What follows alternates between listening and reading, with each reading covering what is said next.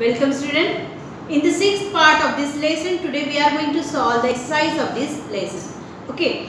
So before solving the exercise, let's we revise in short whole lesson that easy to understand the answers of the questions. Okay. So open your textbook page number 51. On page number 51 we learned the construction and the variety of the houses that suits to the climates. There are A, B, C, D, E and F type of houses are around us.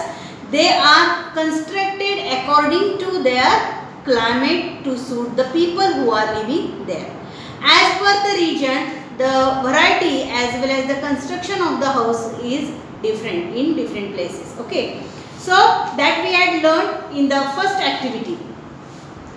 In the second point of this page, here they mention about the main uses of houses or why we need the shelter, why we need the house. The 5 points are given to you, that is a shelter, a house place, protection from against the sun, the wind, the cold and the rains, protection from the wild animals, keeping ourselves safe from the anti-social elements. That is why we require the home for us. That is all on page number 51.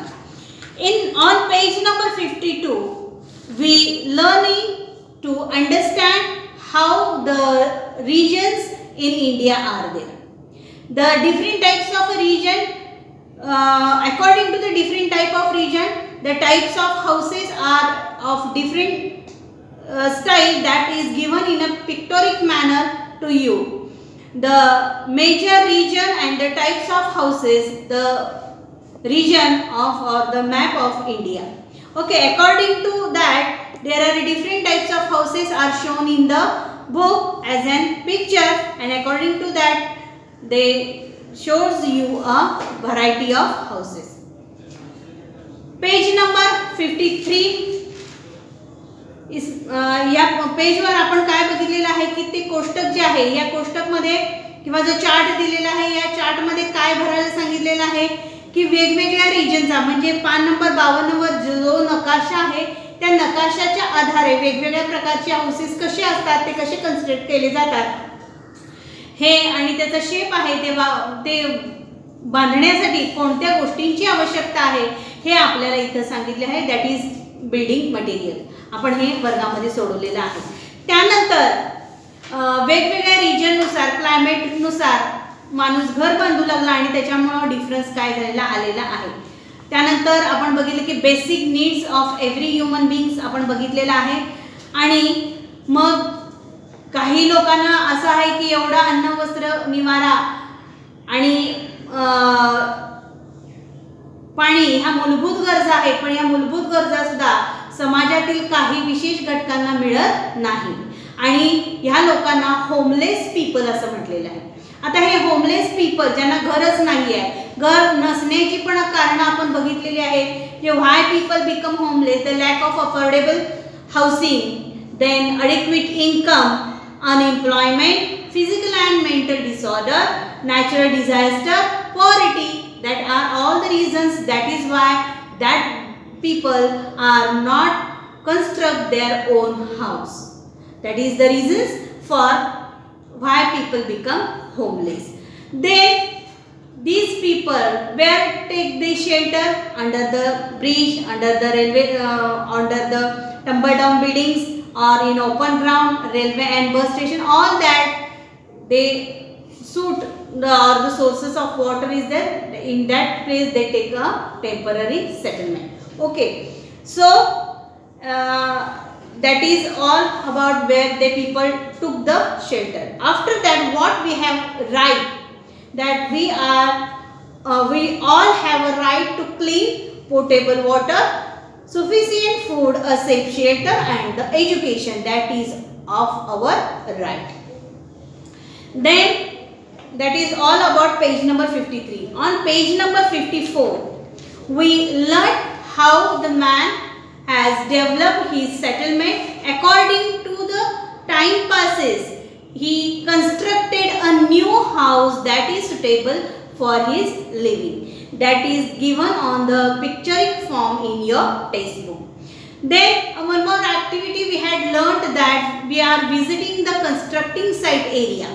In that area, which material are used, and we should take the interview of the engineer who is constructed and observing the construction site. To that, some boys are asking the question, and according to that the chart is given to you, that is we filled in the last video. Means which material they use and which are the original source of that material, that we learned on the page number 54. Okay.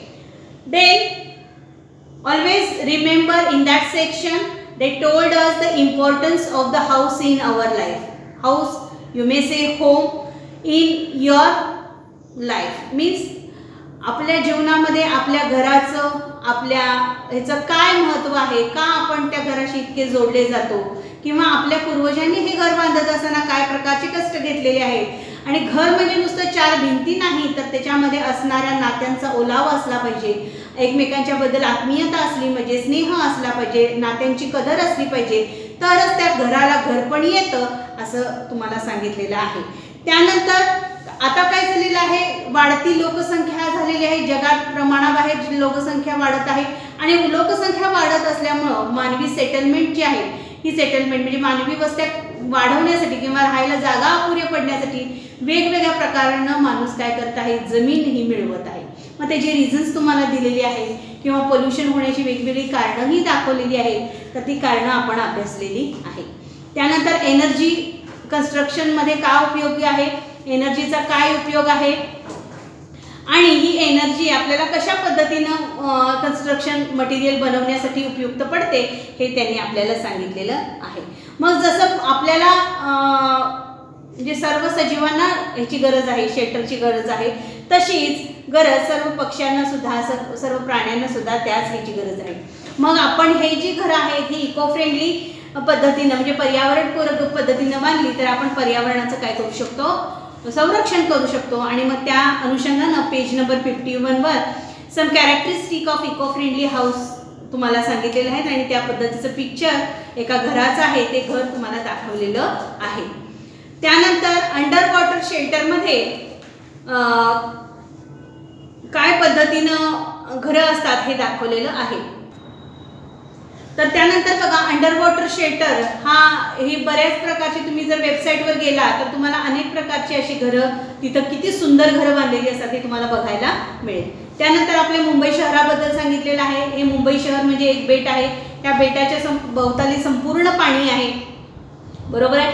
आणि मग त्या ज्या उंच सकल भागामध्ये दगड वगैरे घालून तिथं सेटलमेंट केलेली आहे, हे आपण बघितलेलं आहे. तर अशा पद्धतीनं मी थोडक्यात हा टॉपिक जो आहे हा रिवाइज केलेला आहे. चला तर आज आपण याचा स्वाध्याय सोडवूया. बघा, पहिला प्रश्न, use your brain power. First question, use your brain power.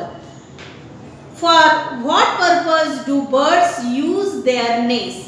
म्हणजे पक्षी आपल्या घरात घरट्याचा वापर कशासाठी करतात. आन्सर्स मी लिहिते, तुम्ही नंतर लिहून घ्या. Birds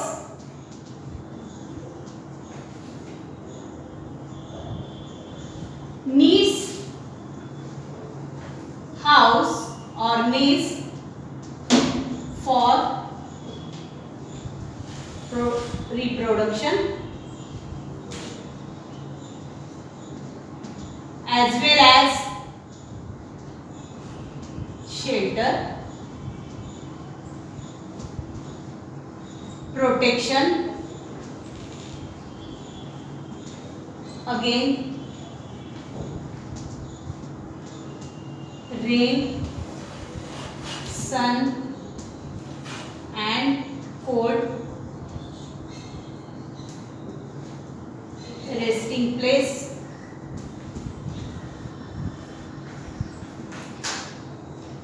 okay. So that is why they required nest. म्हणजे पक्ष्यांना सुद्धा घराची का आवश्यकता आहे, तर रिप्रोडक्शन म्हणजे त्यांची जी पिली होतात, पिली होण्यासाठी जी अंडी असतात ती सेफ मध्ये ठेवण्यासाठी, त्यानंतर त्यांचा निवाऱ्याचं स्थान म्हणून, प्रोटेक्शन म्हणजे त्यांचं संरक्षण ऊन थंडी वारा यापासून होण्यासाठी, आणि त्यांची विश्रांतीची जागा म्हणून त्यांना घराची किंवा नेस्टची गरज आहे. ओके, त्यानंतर सेकंड क्वेश्चन विचारलेला आहे पहा. What can you do to build houses without harming the environment? Discuss your solution in the class. पर्यावरणाची हानी टाळून घरं बांधण्यासाठी तुम्हाला काय करता येईल आणि तुम्हाला सुचवणाऱ्या उपायांबद्दल वर्गात चर्चा करा. या प्रश्नाचं उत्तर eco friendly characteristics of the eco friendly house जे आहे याच्या कॅरेक्टरिस्टिक्स मी ॲज अ आन्सर म्हणून तिथे लिहायच्या आहे. ओके, त्यानंतर क्वेश्चन नंबर 1 बघा, पहिला सांगितलेला आहे. Which of the following houses would be suitable in the mountains region? Put right sign in the appropriate box giving reasons for selecting this house. आता त्याला A B C D अशी नावं देऊया. तर A त्याच्या खालचं हाऊस आहे B, तर BA हाऊस आणि D हाऊस हे जे आहे हे माउंटेनियस रिजनमध्ये आपल्याला सुटेबल असं मला वाटतं, कारण हे प्रामुख्यानं तिथं सापडणाऱ्या गोष्टींच्यावरच बांधलं गेलेलं आहे आणि कन्स्ट्रक्शनच्या ह्याच्या साहाय्यानं ते अत्यंत सुलभ आहे, म्हणून B आणि D हे लिहायचं आहे उत्तर. क्वेश्चन नंबर B पहा. What material will you mainly use for building a multi stored house? म्हणजे उंच इमारत बांधण्यासाठी, बहुमजली इमारत बांधण्यासाठी खालील A, B आणि C पर्यायांपैकी कोणता पर्याय योग्य आहे?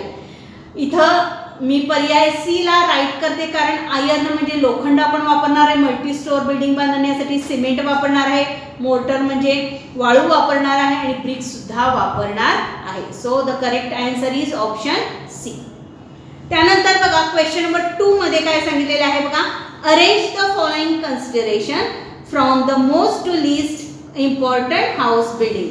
म्हणजे या प्रश्नाचा अर्थ असा आहे की घरं बांधण्यासाठी खालील बाबींना तुम्ही कोणता प्राधान्यक्रम द्याल त्या पद्धतीनं द्यायचं आहे. लक्झरी म्हणजे आरामदायी पाहिजे, स्ट्रक्चर म्हणजे त्याला रचना पाहिजे का क्लायमेट पाहिजे, त्याचा क्रम लावायला सांगितलेला आहे. मग क्रम लावताना पहिल्यांदा आपण काय लावणार आहोत, त्याचा क्वेश्चन नंबर किती आहे तो 2. बघा, पहिल्यांदा क्लायमेट सूट झालं पाहिजे, बरोबर. क्लायमेट सूट झाल्यानंतर त्याचं स्ट्रक्चर व्यवस्थित असलं पाहिजे आणि स्ट्रक्चर व्यवस्थित असल्यानंतर आपल्याला त्याची लक्झरी म्हणजे त्याचा आरामदायीपणा आपल्याला लक्षात आला पाहिजे. ओके, त्यानंतर बघा क्वेश्चन नंबर 3.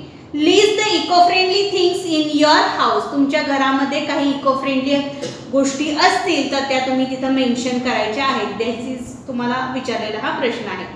आता इको फ्रेंडली म्हणजे काय तुम्हाला माहिती आहे, तर त्या पद्धतीनं तुम्ही तिथं लिहू शकता.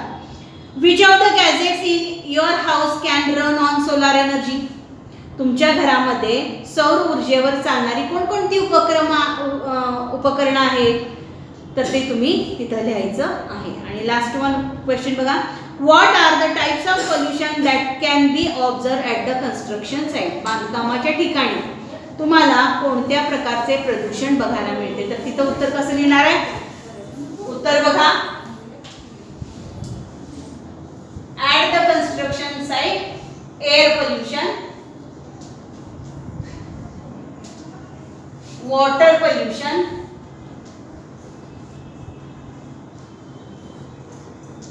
साउंड पोल्युशन,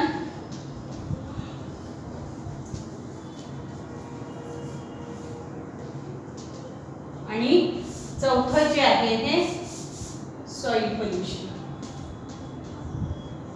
एवढ्या प्रकारचे पोल्युशन आपल्याला तिथं कन्स्ट्रक्शन साइट मध्ये बघायला मिळतात. ओके, तर अशा पद्धतीनं आपण हा स्वाध्याय पूर्ण केलेला आहे. तर मुलांना अशा पद्धतीनं आपण एक्सरसाइज कंप्लीट केलेला आहे. त्याचे आन्सर्स मी लिहिलेली आहेतच, काही डिस्कस केलेली आहेतच, तशी तुमच्या वहीमध्ये ती आली पाहिजे. त्यानंतर काही महत्त्वाचे जे प्रश्न आहेत त्याचे सराव प्रश्न म्हणून मी तुम्हाला दिलेले आहेत. मी वाचून दाखवते बघा. Where does under water shelter found? हे तुम्ही पुस्तकात उत्तर मिळेल, तुम्हाला ते शोधून लिहायचं आहे. Write the reasons for why people become homeless? People homeless होण्याची कारणं तुम्हाला द्यायची आहेत. त्यानंतर where does homeless people took shelter? मग अशी घरं नसलेली लोक शेल्टर कुठं घेतात? हा प्रश्न क्रमांक 3 चं उत्तर द्यायचं आहे.